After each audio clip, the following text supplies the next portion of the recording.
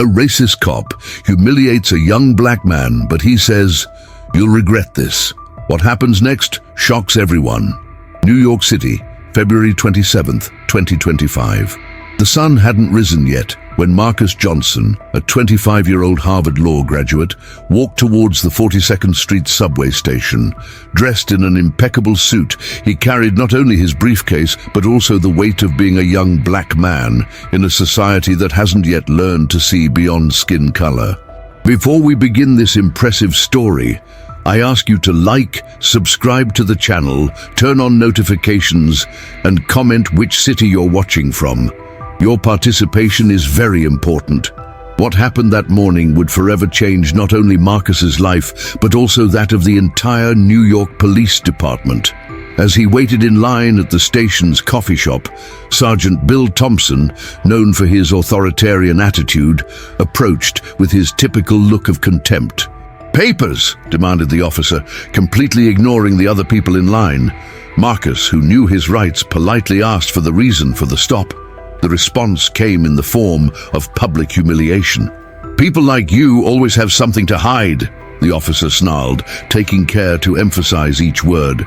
What Sergeant Thompson didn't know was that Marcus wasn't just a young black man he could humiliate with impunity.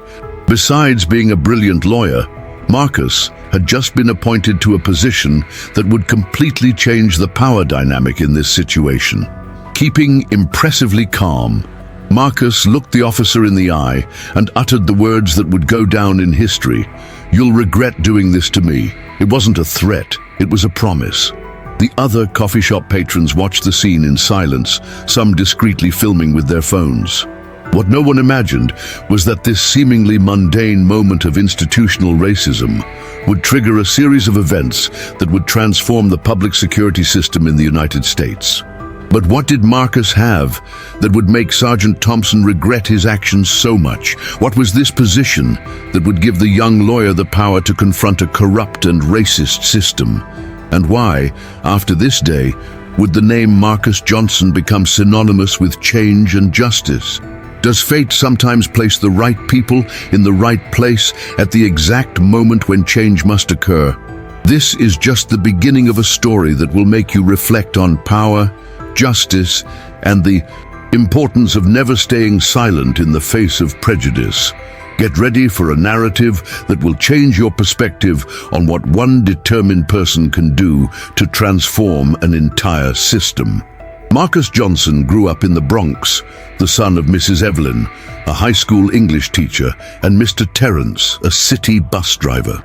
From childhood, his parents taught him the importance of education as a tool for transformation. The family lived in a small apartment where Marcus shared a room with his younger sister Tasha. Sergeant Bill Thompson, 48, represented the most toxic side of the police force. Son and grandson of cops, he had grown up absorbing outdated and prejudiced values. His disciplinary file contained several complaints of abuse of authority, but his connections within the police force had always protected him.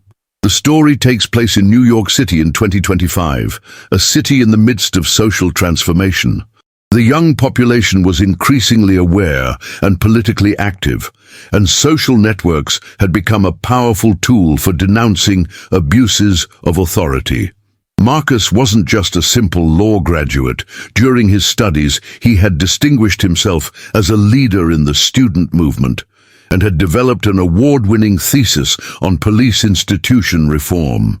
This work had caught the attention of the new Attorney General, who had invited him to take up the newly created position of Special Delegate for Racial Affairs in law enforcement. In the same coffee shop where the incident occurred worked Rachel Chen, a 23-year-old barista who, unbeknownst to Sergeant Thompson, had recorded the entire altercation. Her video would be crucial for the events to come. Among the customers present that morning was Judge Sarah Goldstein, a respected magistrate who had silently witnessed everything, taking mental notes on the officer's behavior. Her presence wasn't a mere coincidence. Fate was weaving a complex web of events. The Department of Justice building, where Marcus was to take up his position that morning, was just 2 blocks from the station. It was an imposing 1970s edifice that carried decades of stories of power and impunity within its walls. But that day, something was about to change. Marcus's appointment hadn't yet been officially announced. It was to be announced at a press conference at 10 a.m. that morning. Sergeant Thompson, in his arrogance, had no idea he was publicly humiliating his new direct superior. The young lawyer carried in his briefcase not only his appointment documents, but also a detailed dossier on cases of institutional racism in the U.S. police force, including several reports of abuses committed by Sergeant Thompson himself. Mrs. Evelyn always told her son, "Marcus, knowledge is power, but character is what defines how you use that power." These words echoed in the young man's mind as he faced the officer's arrogant gaze. New York City, a giant of concrete and contradictions, was about to serve as the stage for a story that would demonstrate how power can change hands when justice finds the right opportunity to manifest itself. The Attorney General, Ms. Olivia Ramirez, was preparing for the press conference, unaware that events were unfolding that would accelerate her plans for police reform. In the police precinct where Sergeant Thompson worked, a young black officer named Derek Foster had been secretly documenting Thompson's abuses for years. He had a detailed file, but had never had the courage or opportunity to report it, fearing retaliation. As the morning unfolded, activists from the Black Lives Matter movement were organizing a protest downtown, unaware that their cause was about to gain an unexpected ally in the halls of power. The incident at the subway station was about to set in motion a chain of events that would challenge not just the NYPD, but police departments across the nation. The stage was set for a confrontation between the old guard of policing and a new vision for justice and equality. The press conference was scheduled for 10 a.m., but the events at the subway station drastically accelerated the course of things. Marcus, still at the station, made a quick call to Attorney General Olivia Ramirez. "Madam Attorney General, we've had an incident. I think we need to move up the announcement," Marcus said, keeping his voice calm while observing Sergeant Thompson still posted near the coffee shop, now talking into his radio and requesting backup. What the sergeant didn't know was that every word he spoke was being recorded not only by citizens' cell phones, but also by the station's security system. His next actions would only worsen his situation. "Uppity now, you'll see. I'll teach you to respect authority," Sergeant Thompson snarled as 3 police cars arrived on the scene. The situation was about to dangerously escalate. At this moment, Judge Sarah Goldstein, who had been observing everything, decided to intervene. "Sergeant, are you aware that you're committing a hate crime and abuse of authority in public?" The arrival of more officers created a tense atmosphere. Some of them, recognizing Marcus from debates on police reform at City Hall, began exchanging worried glances. Sergeant Thompson, however, was blinded by his own power. "Arrest this individual for disorderly conduct," Thompson ordered the newly arrived officers. It was at this moment that the sergeant's phone rang. It was his direct superior, Captain Rodriguez. "Thompson, stop what you're doing immediately. Do you have any idea who you're trying to arrest?" The sergeant, still arrogant, replied, "A suspicious individual, sir. He had a suspicious attitude and—" "You idiot," interrupted the captain. "That individual is the new special delegate for racial affairs in law enforcement. The press conference is being moved up to now, and all the major TV networks are already on their way to the station." Sergeant Thompson's face went pale. His radio began to explode, with messages from other officers who were already aware of the situation. People around, who had been discreetly filming before, were now broadcasting everything live on their social media. Rachel, the barista, had shared her video of the initial approach in human rights advocacy groups, and the hashtag #PoliceBrutality was already starting to go viral. Journalists were rushing to the station. Marcus remained calm, observing the chaos unfolding. His phone was ringing non-stop with calls from media outlets. The suspicious individual that the sergeant was trying to intimidate was now the center of attention for the entire country. Attorney General Olivia Ramirez arrived personally at the station. Her presence caused even more discomfort to Sergeant Thompson, who was now beginning to realize the magnitude of the problem he had created for himself. "Sergeant Thompson," Marcus called, his voice now carrying an authority that made everyone around pay attention. "Your behavior this morning will be the first official case I'll examine in my new role. I suggest you start preparing your defense." The conflict had transformed. What had begun as another case of institutional racism was about to become a turning point in the history of American law enforcement. The public humiliation that the sergeant had attempted to impose had backfired on himself. TV cameras were arriving on the scene, journalists jostling to get the best shots. The Attorney General, seizing the opportunity, decided to make the official announcement on the spot, transforming a moment of discrimination into a symbol of change. Meanwhile, at the Black Lives Matter protest downtown, word was spreading about what was happening at the subway station. Protesters began to redirect their march, heading towards the unfolding drama. Officer Derek Foster, watching the events unfold on the precinct TV, made a decision. He picked up his file of documented abuses and headed for the subway station, knowing this might be his only chance to be heard. As tensions rose, Marcus's phone buzzed with a text from his sister Tasha. "You're live on every news channel. Mom and Dad are crying. You've got this, big bro. Change is coming." The stage was set for a confrontation that would reverberate far beyond New York City, challenging the very foundations of policing in America. As the media focused on the main conflict, other stories were developing behind the scenes. Rachel, the barista who had filmed everything, received an unexpected call. It was her uncle, a veteran police officer who worked with Sergeant Thompson.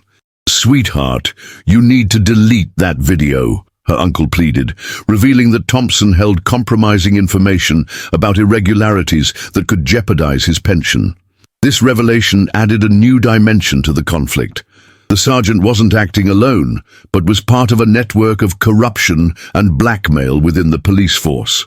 Simultaneously, Judge Sarah Goldstein recognized Marcus from a previous case. 3 years ago, when he was still an intern, Marcus had presented crucial evidence of a police brutality system that the judge was investigating. The case had been mysteriously closed after political pressure. Among the police officers who arrived as backup was Officer Derek Foster, the young black cop who had been secretly documenting Thompson's abuses for years. He carried a detailed dossier, but had never had the courage or opportunity to report it, fearing retaliation. At the Department of Justice, Attorney General Ramirez's assistant, Mr. Jenkins, was receiving mysterious calls. Powerful people were trying to prevent Marcus's appointment, offering bribes for compromising documents about him to mysteriously appear. Tasha, Marcus's younger sister, worked as a community organizer and by coincidence had led a workshop on civil rights at Sergeant Thompson's daughter's school a few days earlier. During the workshop, the daughter had confided about her father's abusive behaviors at home, revealing a history of domestic violence. Mrs. Evelyn, Marcus's mother, was receiving messages of support from her students. One of them was the nephew of a congressman known for defending conservative police positions. The young man was beginning to question his uncle's positions after Mrs. Evelyn's lessons on resistance and civil rights. Amidst the tumult, a veteran police officer approached Marcus discreetly. "Sir, I have information about other similar cases involving Sergeant Thompson, including about a young man who didn't survive to tell his story." The media began to dig deeper. An investigative journalist, Maria Gonzalez, linked Sergeant Thompson to a series of closed cases of abuse of authority over the past 15 years. All had a similar pattern of intimidation and racial discrimination. On social media, a spontaneous movement was born. Other victims of Thompson began to share their stories using the hashtag #ShuckThompsonVictims. Marcus's individual case was transforming into a catalyst for systemic changes. Captain Rodriguez was visibly nervous. In his drawer, an envelope contained photos and documents that could expose not only Thompson, but an entire system of protecting abusive officers. His loyalty was being put to the test. Attorney General Olivia Ramirez realized that the situation was bigger than she had imagined. Marcus's appointment wouldn't just be an administrative change, but the beginning of a necessary and long-delayed cleanup in law enforcement. These subplots intertwined like the threads of a complex web, where each pull on a thread made all the others vibrate. The case was no longer about a racist cop and a young lawyer. It was about an entire system that needed to be exposed and reformed. At the Black Lives Matter protest, now redirected towards the subway station, leaders were grappling with how to respond to this unexpected turn of events. Some saw an opportunity for real change, while others were skeptical of working within the system. As tensions rose and complexities deepened, it became clear that this day would be a turning point, not just for Marcus and Sergeant Thompson, but for the entire landscape of racial justice and law enforcement in America. The impromptu press conference at the subway station was about to begin when Marcus's phone vibrated. It was an anonymous message with a video. As he watched it discreetly, his face remained impassive, but his hands trembled slightly. It was the missing evidence. The video showed Sergeant Thompson in a secret meeting with other officers, planning how to deal with whistleblowers and problematic elements. The recording had been made by Officer Derek Foster, who had finally found the courage to come forward. "Ladies and gentlemen of the press," Marcus began, his voice resonating through the microphones. "What happened today is not an isolated incident." He paused dramatically, looking directly at the cameras. "It's the tip of an iceberg of institutionalized violence that's about to melt." At that moment, Rachel, the barista, stepped forward. "Mr. Johnson, I have something to show you." She not only had the video of the racist approach, but also audio recordings of Sergeant Thompson threatening other officers and their families. Sergeant Thompson, realizing he was cornered, tried his last card. "You don't know who you're dealing with. I have dirt on all of you," he shouted, inadvertently revealing his participation in a larger system. It was then that Judge Sarah Goldstein stood up.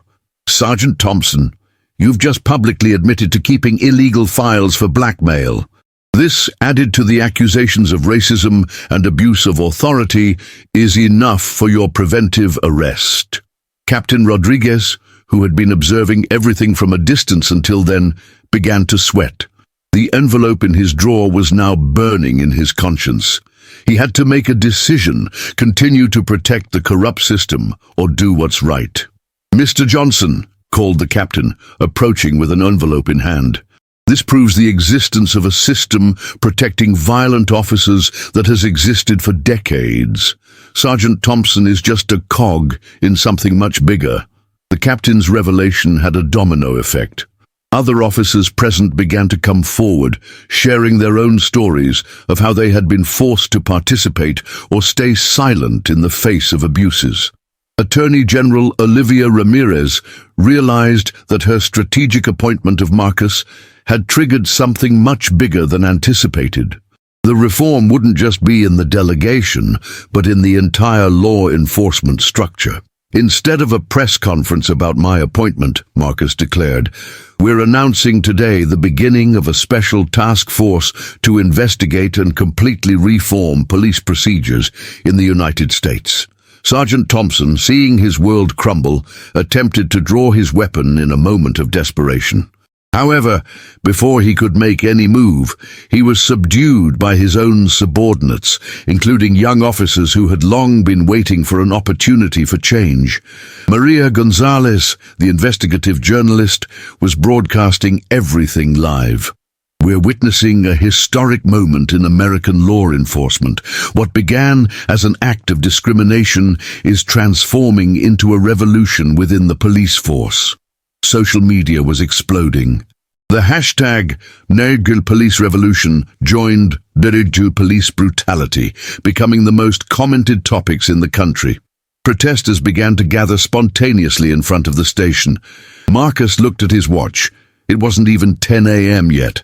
In less than 2 hours, his life and those of hundreds of people had completely changed. His promise to make the sergeant regret his actions wasn't about personal vengeance, but about systemic transformation. As the climax unfolded, the Black Lives Matter protesters arrived at the scene, creating a powerful visual of citizens and reform-minded officers standing together against the old guard of policing. In a final symbolic gesture, Marcus invited Sergeant Thompson to the podium. "This is what accountability looks like," he said, as Thompson was officially stripped of his badge in front of the nation. The climax wasn't just in Marcus's story or Sergeant Thompson's. It was a moment of transformation for the entire American society, a pivotal point in the long struggle for racial justice and police reform. The hours following the incident were chaotic. Sergeant Thompson was taken into custody by the Internal Affairs Division, while his words, "You don't know who you're dealing with," resonated in a way very different from what he had intended.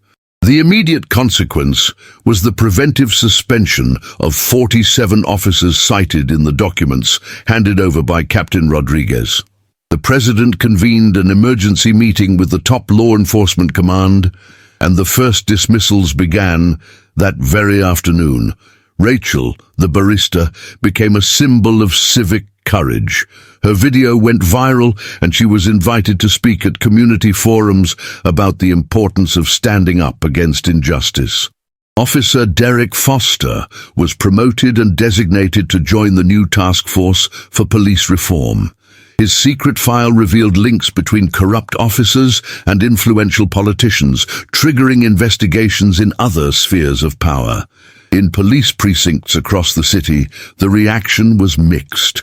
Young officers discreetly celebrated, seeing an opportunity for change. Veterans compromised by old practices began to request early retirement, fearing upcoming investigations. Sergeant Thompson's daughter sought out Marcus personally. "My father must pay for his crimes," she said, "but he also needs psychological help. Years of power and impunity transformed him into a monster." Social media was boiling with testimonies.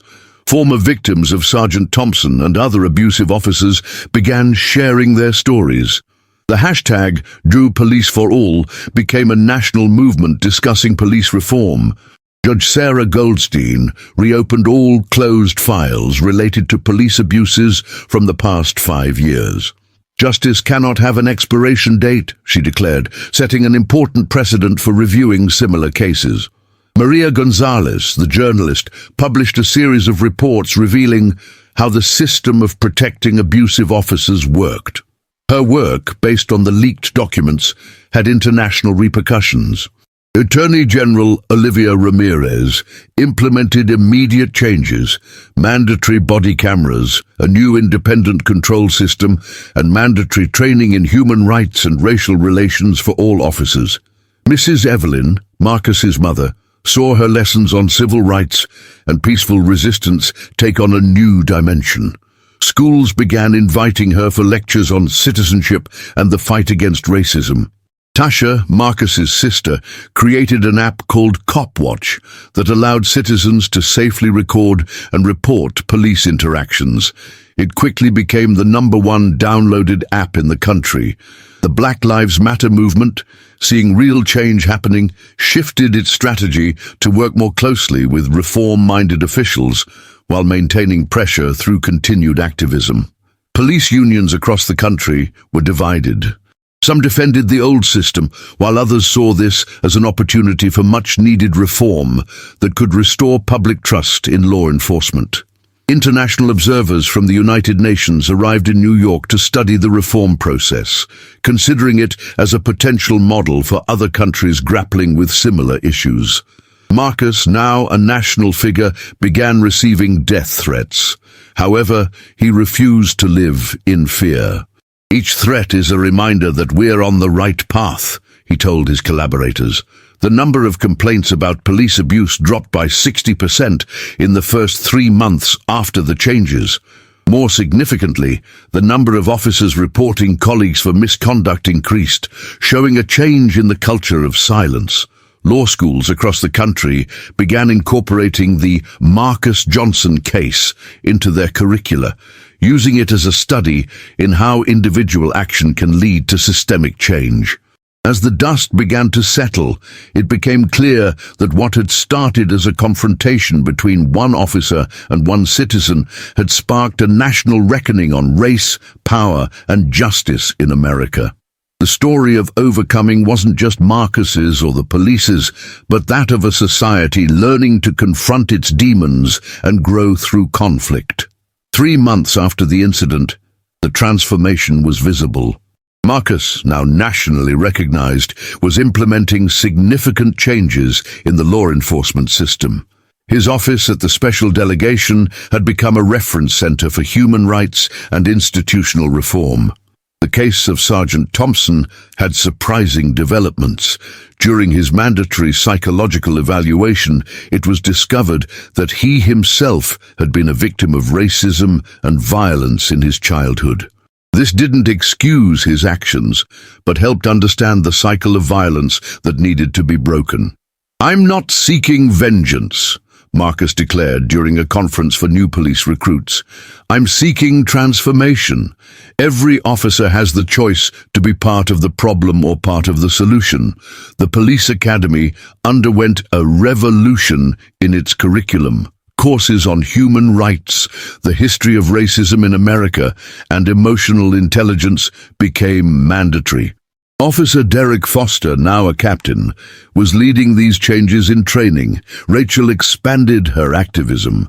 Her coffee shop transformed into a meeting place for discussions on civil rights. She created the Citizen Cafe Project, where police officers and citizens openly conversed about their fears and expectations. Judge Sarah Goldstein, in partnership with Marcus, established a restorative justice program. Police officers who showed genuine repentance and commitment to change were given the chance to redeem themselves through community work and education. Maria Gonzalez documented all the transformations. Her series of reports, Blue Revolution, won international awards and inspired changes in police forces in other countries. Tasha's Copwatch app had already connected more than 5,000 victims to pro bono lawyers.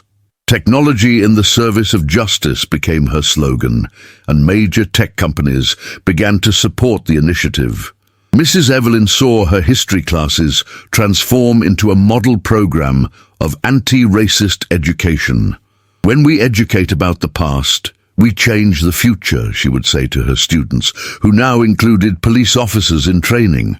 Captain Rodriguez, after initially facing resistance, became a mentor for young officers. "Courage is not just facing danger on the streets," he taught. "It's facing our own flaws and prejudices." Sergeant Thompson's daughter initiated a support group for families of police officers, addressing topics such as mental health and cycles of violence. "Change begins at home" became her mantra. Marcus faced personal challenges too. Death threats were common, but he refused to live in fear. "Every threat is a reminder that we're on the right path," he would tell his collaborators. The number of complaints about police abuse fell by 60% in the first 3 months after the changes. More significantly, the number of officers reporting colleagues for misconduct increased, showing a change in the culture of silence. The police force began to better reflect the diversity of the population. Recruitment programs focused on minorities brought new talents and perspectives to the corporation. The case became a subject of study in law schools and police academies across the country. From confrontation to transformation, the Marcus Johnson case became mandatory material in courses on human rights. True strength is not in the ability to subdue, Marcus often reminded in his speeches, but in the courage to transform and be transformed. The story of overcoming wasn't just Marcus's or the police's, but that of a society learning to confront its demons and grow through conflict. International delegations began visiting New York to study the reform model. Countries from Europe to South America were looking to implement similar changes in their law enforcement systems. The Black Lives Matter movement, while maintaining its activist role, now had a seat at the table in policy discussions. The dialogue between activists and law enforcement, once seemingly impossible, was now a regular occurrence. Sergeant Thompson, after serving time and undergoing therapy, became an unlikely advocate for change. He began speaking to police cadets about the dangers of unchecked power and the importance of empathy in law enforcement. As the one-year mark of the incident approached, New York City prepared for a week-long series of events celebrating the progress made and addressing the challenges ahead. The transformation that began in a subway station had rippled across the nation, changing the very fabric of American law enforcement.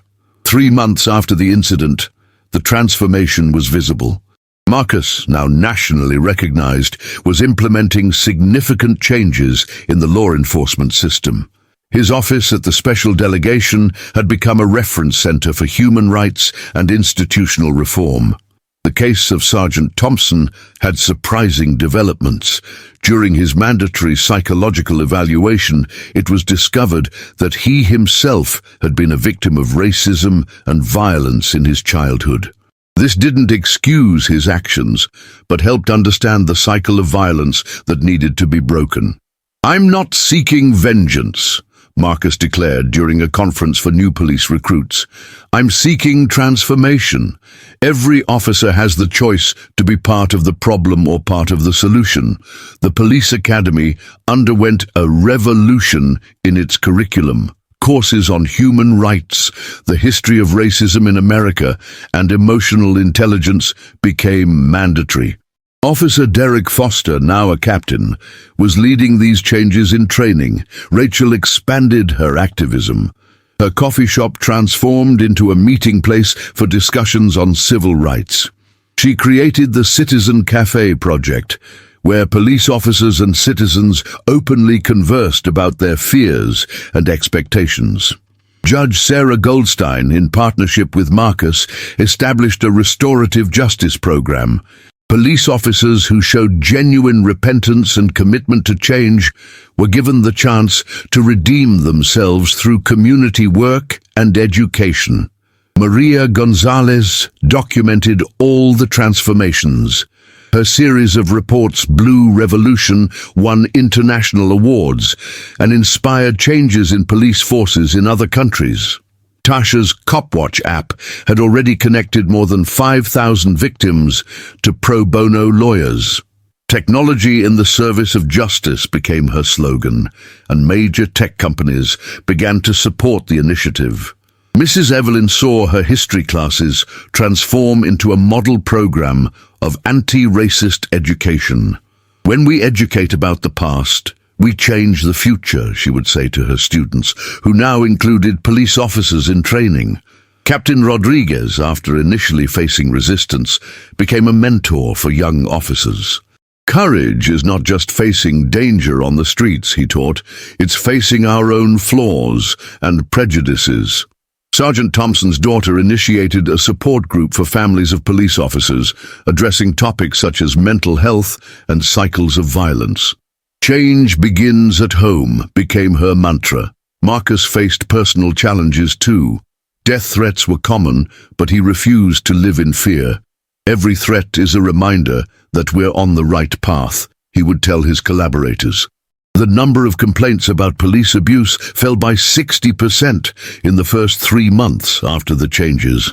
More significantly, the number of officers reporting colleagues for misconduct increased, showing a change in the culture of silence. The police force began to better reflect the diversity of the population. Recruitment programs focused on minorities brought new talents and perspectives to the corporation. The case became a subject of study in law schools and police academies across the country. From confrontation to transformation, the Marcus Johnson case became mandatory material in courses on human rights. True strength is not in the ability to subdue, Marcus often reminded in his speeches, but in the courage to transform and be transformed. The story of overcoming wasn't just Marcus's or the police's, but that of a society learning to confront its demons and grow through conflict. International delegations began visiting New York to study the reform model. Countries from Europe to South America were looking to implement similar changes in their law enforcement systems. The Black Lives Matter movement, while maintaining its activist role, now had a seat at the table in policy discussions. The dialogue between activists and law enforcement, once seemingly impossible, was now a regular occurrence. Sergeant Thompson, after serving time and undergoing therapy, became an unlikely advocate for change. He began speaking to police cadets about the dangers of unchecked power and the importance of empathy in law enforcement. As the one-year mark of the incident approached, New York City prepared for a week-long series of events celebrating the progress made and addressing the challenges ahead. The transformation that began in a subway station had rippled across the nation, changing the very fabric of American law enforcement. 1 year after the incident, a grand public hearing was scheduled at the United States Capitol. This would be the decisive moment where all investigations, changes, and new programs would be officially presented to the nation. Sergeant Thompson, after months of therapy and reflection in prison, requested permission to attend the hearing. His presence caused apprehension, but Marcus insisted on his participation.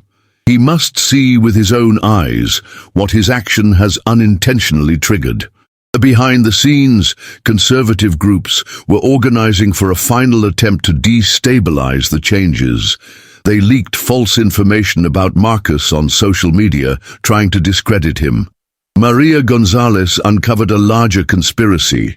Politicians and businessmen who profited from the old, corrupt system were planning to use the hearing to create a scandal and reverse the transformations. Captain Derek Foster received information about a possible violent demonstration planned for the day of the hearing. Extremist groups intended to turn the event into chaos. Rachel mobilized a network of activists to organize a peaceful demonstration in support of the changes. Thousands of people confirmed their presence, including families of victims of police violence. Judge Sarah Goldstein prepared a damning report, documenting decades of systemic abuses and their connections to political power. Her life was threatened 3 times in the week leading up to the hearing. Mrs. Evelyn organized a vigil with her students and other teachers. "We're going to show that education and awareness are stronger than hate," she declared, mobilizing schools across the city. Captain Rodriguez discovered that some police officers were planning an armed protest during the hearing. He had to quickly decide how to avoid a confrontation without exposing the police to more scandals.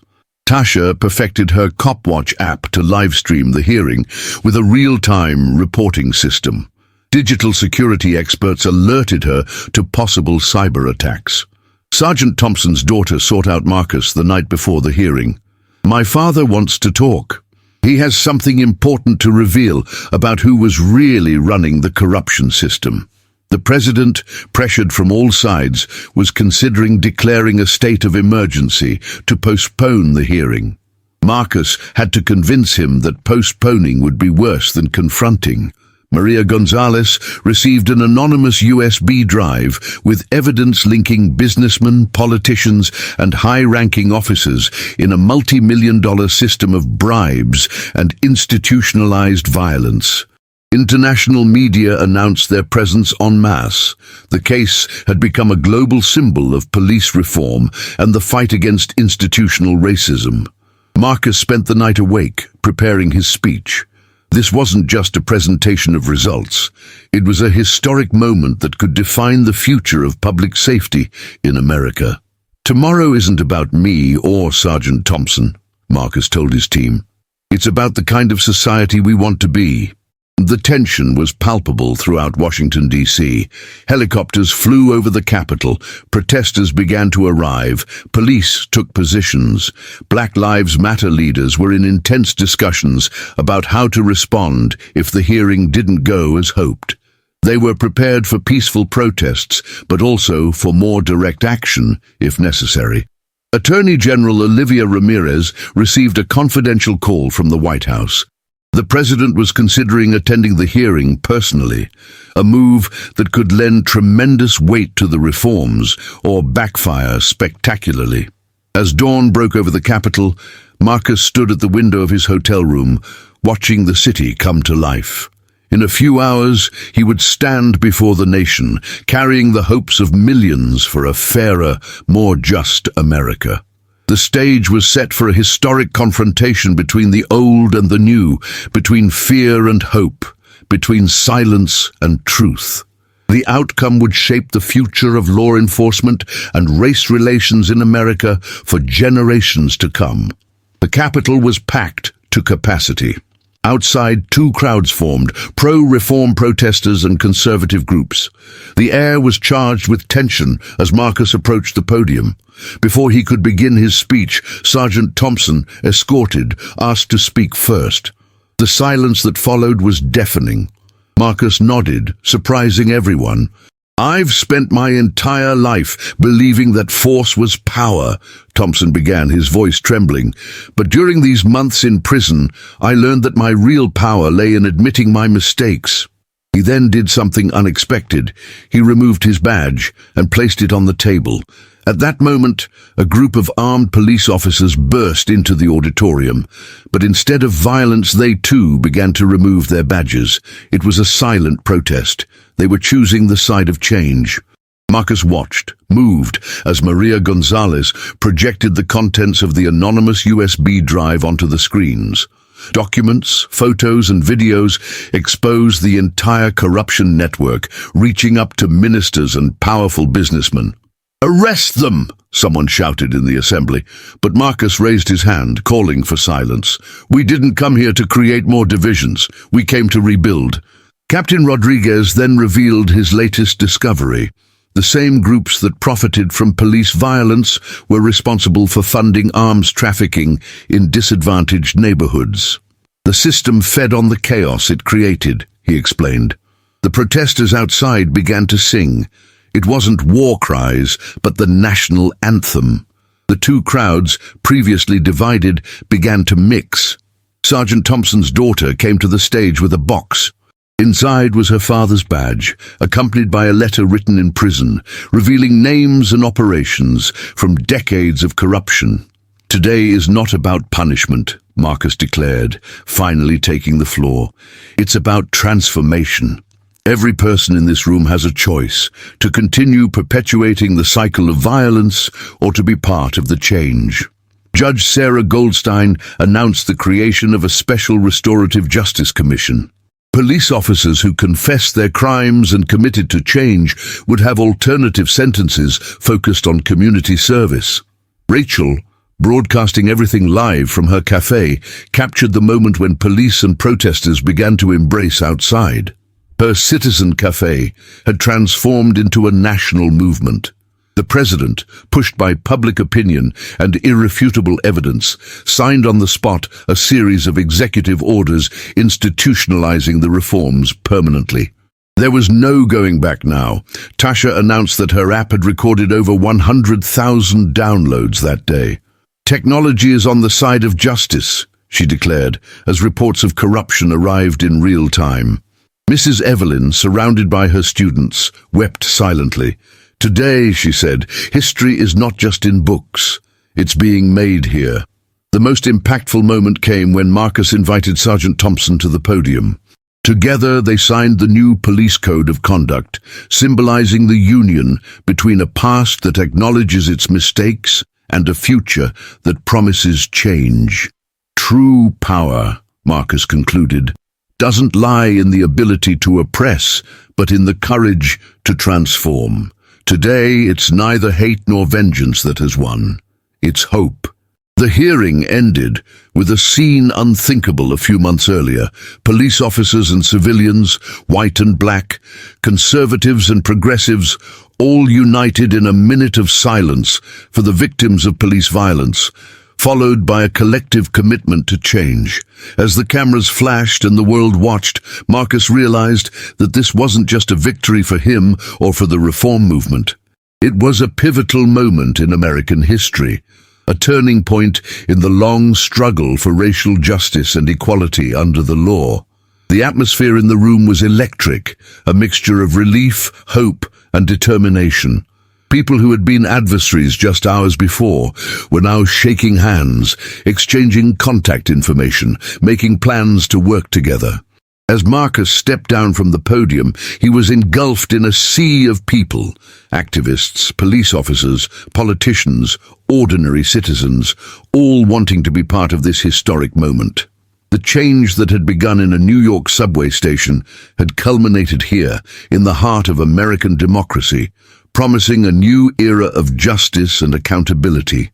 A year after the historic hearing at the Capitol, Washington, D.C. had become a national model for police reform. The numbers spoke for themselves. Police violence reduced by 85%, public trust in law enforcement increased by 90%, and cases of institutional racism practically reduced to zero. Sergeant Thompson, after serving part of his sentence, now dedicated himself to giving lectures at police academies on transformation and awareness. His story of repentance and change inspired others to recognize and correct their biases. Marcus was invited by the UN to present the D.C. model at an international conference on human rights. The Johnson Method, as it was now called, was being adapted and implemented in various countries. Rachel's Cafe had become a cultural center, regularly hosting meetings between police officers and community members. The Citizen Cafe had expanded to other cities, creating safe spaces for dialogue and reconciliation. Tasha's Copwatch app had become an official tool for police transparency, adopted by law enforcement agencies across the United States. Her technological innovation had received international awards and funding for global expansion. Mrs. Evelyn had developed a school curriculum on citizenship and human rights that had been adopted by the Department of Education. Her classes were now broadcast online for schools across the country. Judge Sarah Goldstein had been appointed to the Supreme Court, where she continued her work on judicial reform and the fight against institutional racism. Maria Gonzalez had published a book documenting the entire transformation, which became an international bestseller and was being adapted into a documentary series. Captain Rodriguez, before retiring, had ensured that the changes were permanently integrated into the national police regulations, creating a lasting legacy of transformation. Sergeant Thompson's daughter had graduated in psychology and created a psychological support program for police officers and their families, breaking cycles of domestic and institutional violence. In his last interview of the year, Marcus reflected, "The true revenge against prejudice is not punishment, but transformation. We didn't win by force, but by changing hearts and minds." The story of Marcus and Sergeant Thompson had become a symbol of how the confrontation between oppressor and oppressed can transform into an opportunity for collective growth and social change. As Marcus walked through the streets of D.C. on the anniversary of the hearing, he saw the tangible results of their work everywhere. Diverse police patrols engaging positively with communities, billboards promoting unity and justice, and a palpable sense of trust between citizens and law enforcement. The transformation that began with one man's courage had rippled out to change an entire nation. It wasn't a perfect world. There was still work to be done, but it was a world where hope and progress were no longer just dreams, but lived realities.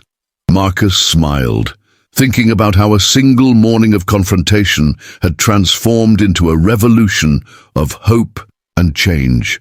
Sometimes, he realized, the best revenge is to show that transformation is possible. 5 years later, on a Sunday morning, Marcus walked through the 42nd Street subway station, where it all began. The coffee shop now had a commemorative plaque, and on the walls, photos documented the historic transformation of American law enforcement. A young black police officer respectfully greeted him. It was Sergeant Thompson's son, who had decided to pursue a career in law enforcement to do differently from what his father had done in the past. Marcus smiled, thinking about how a single morning of confrontation had transformed into a revolution of hope and change. Sometimes he realized the best revenge is to show that transformation is possible. If you've watched this far, leave in the comments, "I watched until the end," and tell me which city you're following this moving story of transformation and justice from. Don't forget to like, subscribe to the channel, and turn on the notification bell so you don't miss our next inspiring stories that show how change is possible when we face prejudice with courage and determination. Click on the video appearing on your screen now to discover another impressive story of overcoming injustice that will leave you speechless.